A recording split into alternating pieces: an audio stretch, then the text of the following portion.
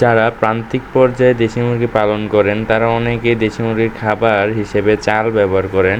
চালটি আসলে দেশি মুরগির জন্য তেমন ভালো হিসেবে বা মুরগির শরীরের জন্য তেমন ভালো কাজ করে না। এটি মুরগির অনেকভাবে পেটের অনেক ধরনের ক্ষতি করে, যার ফলে মুরগির অনেক ধরনের সমস্যা হয়। আমার মতো এরকম খাবার আপনারা খাওয়াতে পারেন। এটা অনেকগুলো জিনিস মিশিয়ে আমি তৈরি করেছি।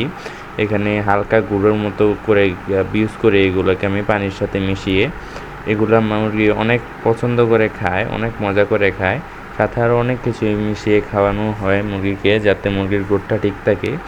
এগুলো বানানোর অনেক সহজ। এটার খাওয়ানোর পর দেখেন আমার মুরগিটা কীরকম, দেখেন কি সুন্দর। এটা 1300 গ্রাম ওয়েট আসে।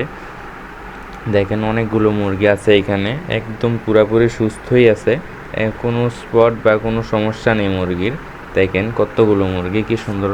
আর এগুলা বানানোর জন্য বেশি কিছু লাগে না, এরকম খৈল পারেন দিতে, চাল পারেন দিতে, চাল অথবা ধান। এগুলা ধান সাথে দিতে পারেন পোলট্রি বা স্টার্টার, যে কোনো ফিড, স্টার্টার বা গ্রোয়ার। তারপর দিতে পারেন ভুট্টা, ভুট্টাটা অনেক ভালো কাজ করে।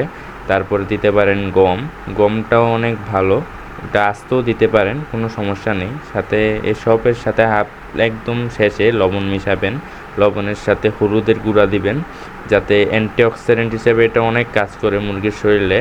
তাই সব কিছু ব্লেন্ডার করবেন, তারপরে বেশি গুঁড়া করবেন না, কিছুটা গুঁড়া করবেন, তারপরে দিবেন। এরকম সুন্দর একটি গুঁড়া হবে, হালকা গুঁড়া এবং হালকা আস্তা, এরকম মানে আস্ত আস্তেও থাকবে এবং গুঁড়া গুঁড়োও থাকবে এরকম। সাথে ভাইটাল অ্যামাইনো দিতে পারেন এবং জিঙ্ক দিতে পারেন।